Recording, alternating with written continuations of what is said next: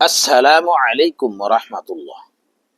জীবনের এমন একটা পর্যায়ে কি আপনার এসেছে যখন মনে হচ্ছে চারদিকের সব রাস্তা বন্ধ, ঋণের বোঝা, পারিবারিক অশান্তি, কেরিয়ারের হতাশা কিংবা কঠিন কোনো রূপ সব মিলিয়ে আপনার দেয়ালে পিঠ থেকে গেছে। কোনো মানুষ আপনাকে সাহায্য করতে পারছে না। হতাশ হবেন না। যখন মানুষের সব দরজা বন্ধ হয়ে যায় তখন আরশের মালিকের দরজা খোলাই থাকে। আজ পবিত্র কোরআন ও হাদিসের আলোকে এমন চারটি আমলের কথা বলবো যা চরম বিপদের মুহূর্তে করলে আল্লাহ তাআলা অলৌকিক এবং অভাবনীয় উপায়ে আপনাকে উদ্ধার করবেন ইনশাআল্লাহ।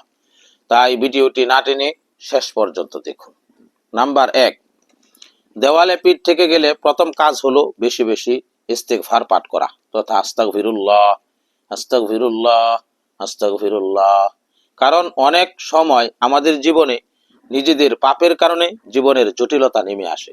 হাদিসে এসেছে, রাসূলুল্লাহ সাল্লাল্লাহু আলাইহি ওয়াসাল্লাম বলেছেন, যে ব্যক্তি নিয়মিত ইস্তেগফার করবে আল্লাহ তাআলা তাকে প্রতিটি সংকট থেকে বের হওয়ার পথ করে দেবেন, সব দুশ্চিন্তা দূর করে দেবেন এবং তাকে এমন উৎস থেকে রিজিক দেবেন যা সে কল্পনাও করতে পারেনি।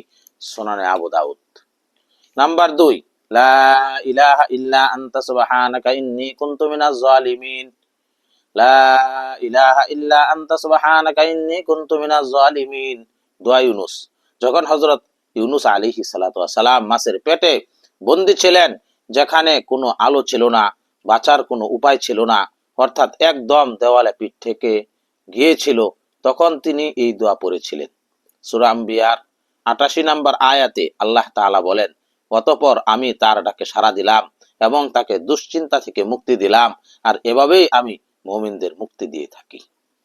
নাম্বার 3, যখন চারপাশ থেকে শত্রুরা ঘিরে ধরেছিল, মানুষ ভয় দেখাচ্ছিল যে তোমরা শেষ হয়ে যাবে, তখন সাহাবীরা এই আমল করেছিলেন, হাসবুনাল্লাহু ওয়া নি'মাল ওয়াকিল, হাসবুনাল্লাহু ওয়া নি'মাল ওয়াকিল, হাসবুনাল্লাহু ওয়া নি'মাল ওয়াকিল। অর্থ, আমাদের জন্য আল্লাহই যথেষ্ট আর তিনি কতই না চমৎকার কর্মবিধায়ক।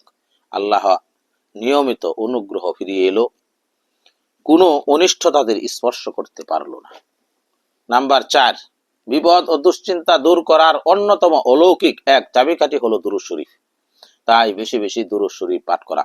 হাদিসে এসেছে, হযরত উবাই ইবনে কাব রাদিয়াল্লাহু তাআলা আনহু রাসূলুল্লাহ সাল্লাল্লাহু আলাইহি ওয়াসাল্লামকে বললেন, হে আল্লাহর রাসূল, আমি আমার দুয়ার পুরোটা সময় আপনার উপর দুরূদ পড়ার কাটিয়ে দিতে চাই। তখন রাসূলুল্লাহ সাল্লাল্লাহু আলাইহি ওয়াসাল্লাম বললেন, তাহলে তো তোমার দুশ্চিন্তা দূর করার জন্য যথেষ্ট হবে এবং তোমার গুনাহ খাতা ক্ষমা করে দেওয়া হবে। জামিউত তিরমিজি। প্রিয় দ্বীনী ভাই ও বোনেরা, মানুষের কাছে হাত পাতলে মানুষ বিরক্ত হয়, কিন্তু আল্লাহর কাছে না চাইলে আল্লাহ অসন্তুষ্ট হন।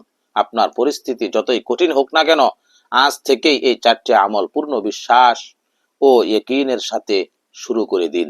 বিশ্বাস রাখুন, মহান আল্লাহ তাআলা আপনাকে এমন ভাবে পথ দেখাবেন যা আপনার কল্পনারও বাইরে। ভিডিওটি ভালো লাগলে লাইক দিন এবং আপনার প্রিয়জনদের সাথে শেয়ার করুন, যেন তারাও কঠিন সময়ে আমলগুলো করে উপকৃত হতে পারে। আর ইসলামের সুন্দর সুন্দর তথ্য জানতে আমাদের চ্যানেলটি সাবস্ক্রাইব করে রাখুন। আল্লাহ তাআলা আমাদের সবাইকে বিপদ থেকে হেফাজত করুন। আমিন।